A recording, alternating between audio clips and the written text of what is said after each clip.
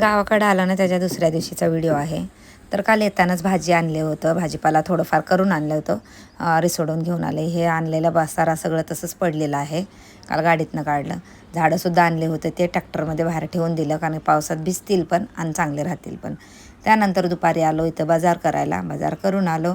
त्यानंतर थोडं एक 4-5 दिवसानंतर पाहुणे आलते, तर पाहुण्यांसाठी स्वयंपाक केलं. तर इथं वांग्याची भाजी बनवलेली मी सुक्की, आणि त्यानंतर बनवलेलं इथं फ्लावर बटाटा, ती पण सुक्की बनवलेली. 2 भाज्या होत्या आपल्या. आणि त्यानंतर इथं केलेलं वरण, फोडणीचं वरण.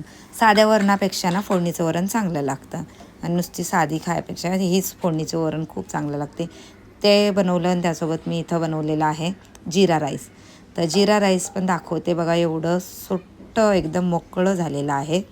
हे बघू शकता, भारी स्वयंपाक खूप चांगलं झालं होतं. मी अगदी सगळं व्यवस्थित झालेलं. मी तर घाबरत होती एवढं कसं करू, कधी केले नाही मी एकटी, पण पहिल्यांदा केलेली आहे. आणि शिरा एवढं भरपूर चांगलं सांगतं ना, शिरा भाजणं चालू होतं इकडं, तयारी. चपात्या थोड्या अर्ध्या करून गेलते ताई.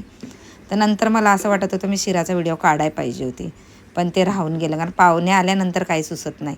त्याच्या दुसऱ्या दिवशीचा व्हिडिओ, जिरा राईस उरलेला भरपूर.